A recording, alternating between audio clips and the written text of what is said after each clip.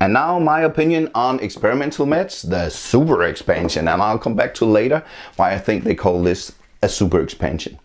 But first, let's take a look. This is one of the main assets in this game. I really love all these 8 new characters. They're just great, add a lot of stuff to the game, and the transition from, for instance, for these 2 classic pandemic characters into the die-based game, it's just so well made. The game mechanism just works so good, and I love all these different things you can do with your dice now that's added to the game. And I am a sucker for dice, so with all these different colored and different sided dice, I'm just in heaven, so that's just great. But I have 2 complaints about the dice. The first complaint is this. Take a look. This is white painting coming off a die. When I received the game, it was like this, and I don't know if they will all stick like this and not peel off over time. But I had the same problem with the cork game, The Cure, and I don't know why they don't make the dice so that it's all filled up with white. I hate that, but you can still play the game, so it's okay. Another thing about the dice is, this is, let's take a look, this is 2 different characters, 2 different new characters. I don't know if you can see what my problem is. It's kind of red and purple, I think, but it's, for me, it's pretty hard to see the difference between the 2 colors. So when you look down at your dice, you have to try to figure out which one is which one. It's a minor thing, but still, why not make them 2 colors that are so different that you won't mix them up. Okay, and the final thing to complain about is with the characters is that the game tells you to put all the characters in one pile and then draw 2 and pick one and then pass it on to the next player, and then you're kind of forced to use specific the one you draw from your pile.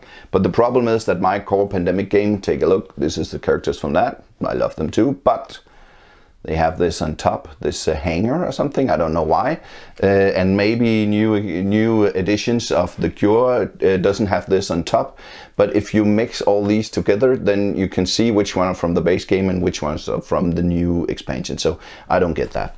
But it's an ordinary thing they do when they make expansion and all that stuff to Pandemic, is to change the components so they won't add up to one another, and making the small guys smaller and smaller and smaller, and making them of plastic, making them of wood. I don't know why, but that's kind of a thing in the franchise of Pandemic. The purple disease with all the purple dice, I just love it. It's so great. You add more, you make the game harder with adding this disease, and I love that. If it's too hard, you can just go to introductional level and play it there instead.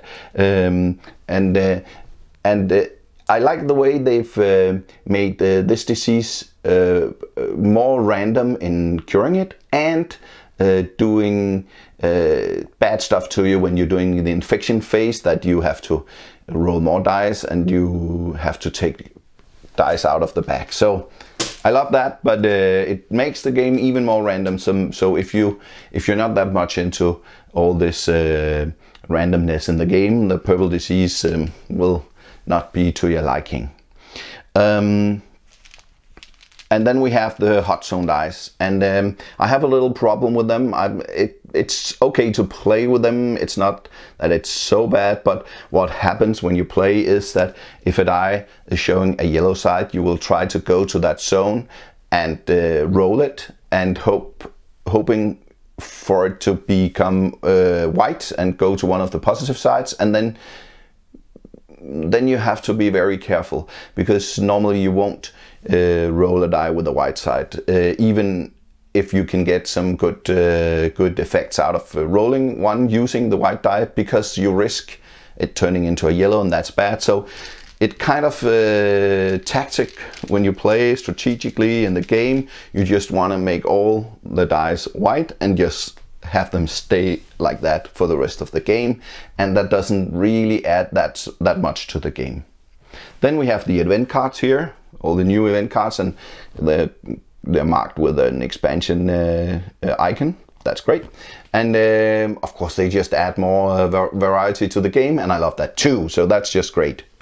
One little thing that annoys me with the game is that you have to, I know there's something called the imprint of a game, and you have to add a purple little sticker here to say to your original The Cure game. The problem is that when I've done that, and now I can't separate my two games. My expansion and my core game is now fitted together, so I can't, for instance, if I didn't like the expansion, I couldn't sell it, because then the buyer wouldn't get this. So then I could swap my card here with his card and stuff like that, but just too complicated. Why not just add 3 of these to the game with the purple markers on? I don't know. I would have preferred that. And that brings me to the super expansion thing of the game, because if you take a look, let's open the box, take a look inside. See, a lot of empty space here, and all the game components can easily be here. It could be even smaller. So why didn't they just make this game into a box half the size? I don't get it. It just takes up space on my shelf. I think I know why. Because the price of this box is almost the same, or maybe even the same as the base game. And in order to make it feel like it was worth the amount of money that you have to pay for it, it had to be at the same size.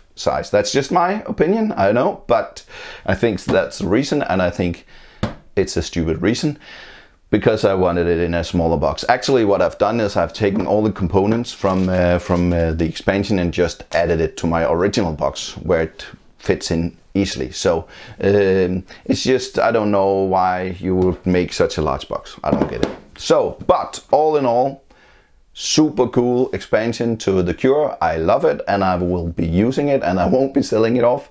So from me, thumbs up for Experimental Meds. And thank you for listening to my opinion, and have a nice day. See you soon. Bye bye.